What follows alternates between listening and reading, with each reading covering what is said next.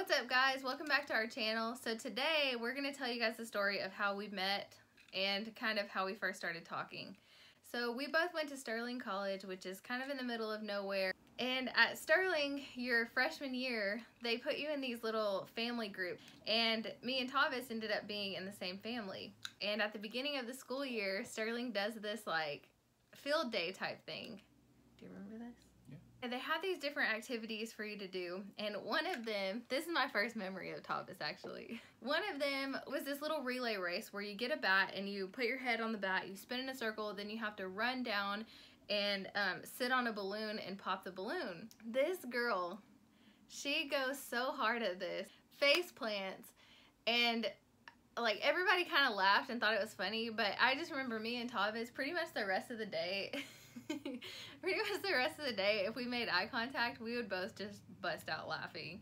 So that's kind of my first memory of Tavis, like the first time I ever remember like noticing him kind of. Alright, she told 30% of that story right, 70% wrong, because none of that is true. I did notice her, but I'm a sly guy, so I knew I had to get into her group. Wherever she was, I had to get into her group. And we were playing games. Everybody was playing games. So I watched this girl do it. She kept tumbling. Well, it was a funny situation. I wasn't really laughing, but I was trying to look at her to make eye contact, giggle, giggle, giggle, just to get her to notice me. She did not notice me. I was so confused because I'm trying to figure out why she wouldn't notice me. Then we go to another game that day, and this game was you sit in hula hoops and you sit in a big circle and everybody sits in a hula hoop, and it's like a tag game. See, I don't remember this at all though. But it's true. Okay. You go across the way, tag somebody, they got to go to your spot. Well, you like grab their hand or grab something. their hand, pull them, they got to go to your spot. Well, wherever she went, I went right next to her, thinking that she would notice me, trying to giggle. She still wasn't noticing me. I'm like, man, we're having fun. Don't you remember what just happened over there? Then towards the end of the game day, I was still trying to, go through the crowd, see where she was, trying to, talk to her. And every time I saw her, she was with 4 or 5 girls. And the #1 go-to rule is if you're one single guy, you cannot approach 4 or 5 girls. So I asked a couple of my buddies that I didn't really know that well, hey, we got to go talk to these girls. Let's go talk to these girls. They didn't want to. I was confused. So I spent that whole day going unnoticed, really unwanted and confused. So that's the story on day 1. If we're gonna tell the story, let's tell it correctly. Okay, so time goes on. We're in business classes. Yeah. I don't really know, obviously, what's going on behind the scenes. I do remember, though, that my roommates would tell me all the time, like, Tavis likes you, or Tavis has a crush on you, or something, or he wants to talk to you, or whatever. And they would just tease me about it all the time. One of our classes, it was in this big auditorium. I would come into class late all the time, and I didn't know this, but I guess he had a strategy for this. Now you didn't know. I didn't know it at the time. So I'm gonna just cut her off there because that's false. I did notice her, and I told people, I wasn't really telling her friends like, oh, I'm in love. No, but I told people, hey, I need you to hook me up with your friend because that's who I want to talk to. She looks real good. And I joked with somebody. I said, hey, I'm going to make that my wife one day. Did I think that would ever really happen? Absolutely not. So what I would do, I knew she'd be late to this one class. Borderline stalkerish, but I knew she'd be late to this one class. So what I would do is I would go to the outside row closest to the door and save one seat to the left of me. Because I knew who wants to walk down a whole aisle, bumping people's knees when you're running late. If I save the seat next to me, you'll be right next to me, we can talk. She didn't even speak to me. The whole semester, I would crack a joke, I would try to talk during class. She act like she doesn't talk during class. During a boring business class. Don't. That's one thing. I cannot stand. Talk during no, class. I still to this day cannot stand whenever people are talking when someone's presenting or teaching or something. Lies. Hey. Time goes on. She still doesn't notice me. I'm really trying to figure out why would she not notice me, So I let it go. I let it go. Math class. No, I'm going to get there. I let it go because we weren't in the same math class. I let it go. I know you're going to think we're in the same math class. No, we weren't in the same math class. One time I tried to eat lunch with her. When I go to eat lunch with her, she grabs a plate. I get chicken strips and French fries. She grabs a plate, and I look at the plate. Mashed potatoes, pork, beans, all on one big plate, and it's full up to the top. And I'm like, man, that's kind of weird of a girl to do. Talking while she's eating. You did that. And so I started thinking, man, that's a little different. I get into a math class, probably the hardest college algebra class I've ever taken, hardest math class I've ever taken in my life. I had the teacher, he would write with one hand and erase with the other, and you're supposed to take notes. So I knew her friend was smart. I was like, man, hopefully maybe they can talk. And so I started finding out, oh, Adriana's in the same class as me. She's got the same book. So what I did, I was able to ask her. I went over to her room one day, randomly knocked on the door. I said, hey, Kelsey said you have a book, the college algebra. Can I just borrow your book? And I remember that. I know you do. All my story's true. My goal for borrowing the book was that if I borrow the book, I'm going to keep it for a week or two.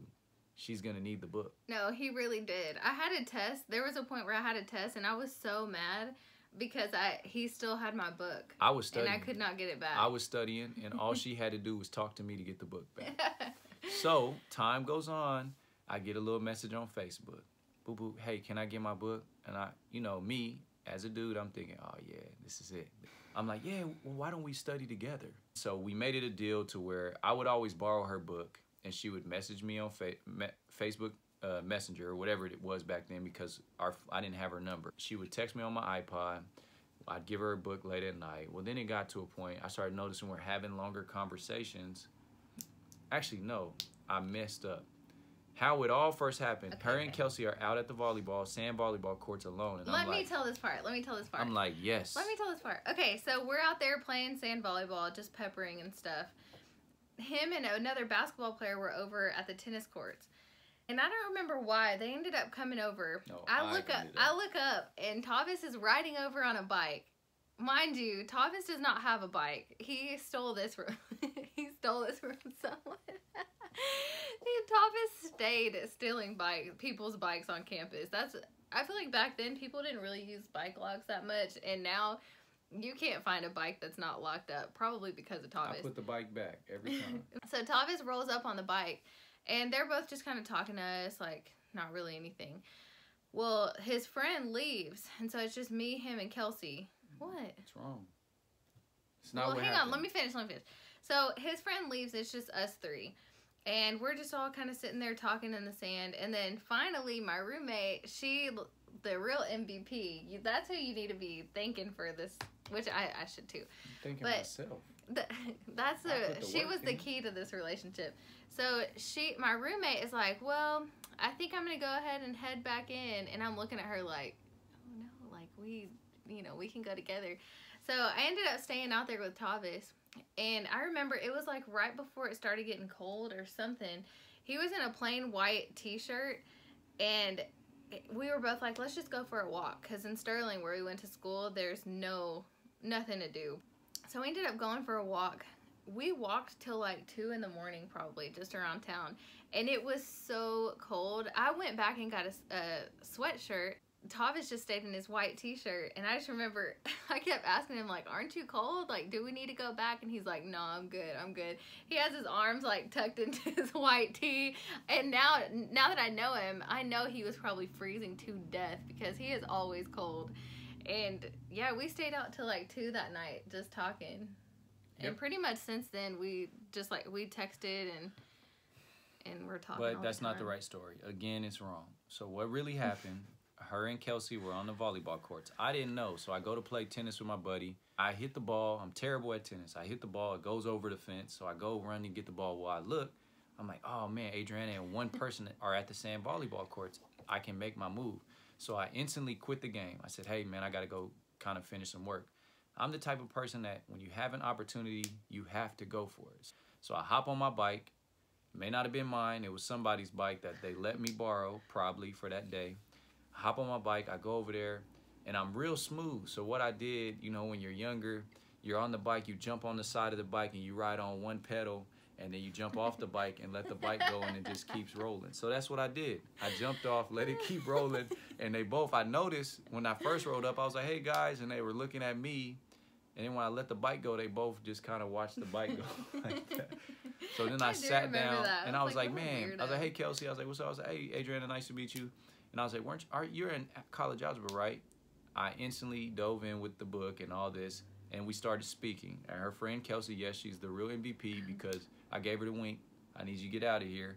Yeah, and that's where the book came in after that, Yeah. because I remember we were already like kind of texting, but not really, like just kind of I'll tell you what was happening. off and on. Anyways, so I was like, well, I can just hit you up on Facebook to get the book when I need it. She's like, oh, cool. She asked me to go on a walk. I'm like, all right, cool. I knew that if I go get my jacket and I don't come back outside in time, I might miss my opportunity. So I did stay in a white t-shirt and basketball shorts and slides.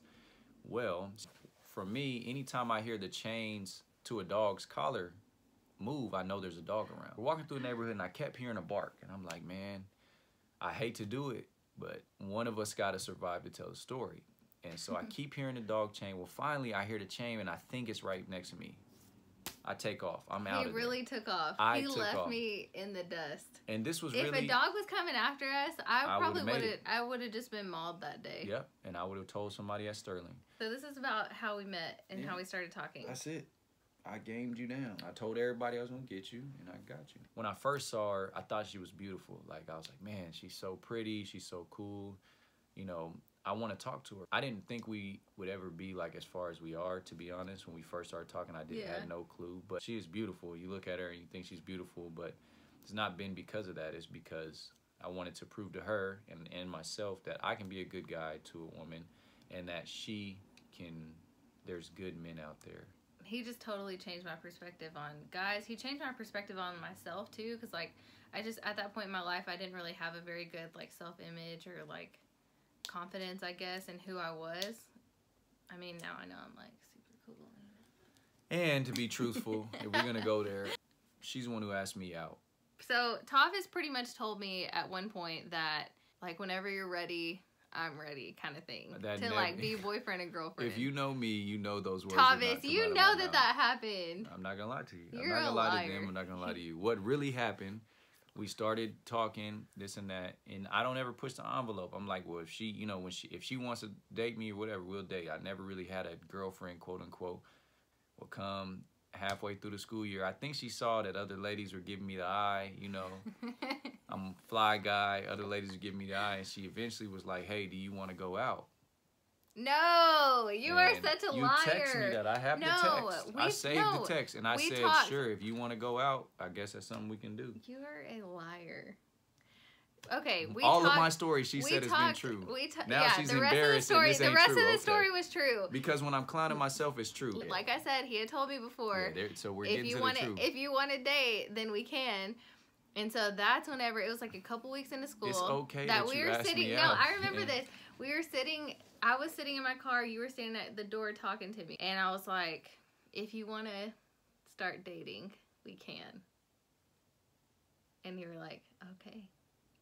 Man, I'm gonna stop there because know I don't. If you know me, you know I don't talk like that, and nothing would come out of my mouth that cheesy. But yeah, that's it. That's my story. It's the truth. As you notice, she couldn't even tell her story because she doesn't know the truth. I was getting distracted. So I know the video title is gonna be her story versus my story versus the truth, but it's clearly my story versus what she makes up in her head. But I'm telling you right now, that's the truth. The moral of the story, I'm so glad that we're together. Yeah. We definitely have our ups and downs, but we're always there for each other, especially in hard times. Yeah. And we're excited to be parents. Yeah.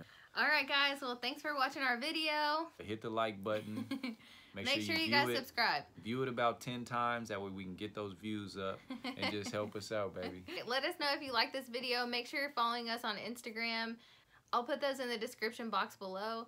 Again, thank you for watching. I hope you enjoyed this video. And don't follow me on Instagram because I'm not going to add you unless I like you. So just follow her all day long. Thanks for watching. Peace out, guys.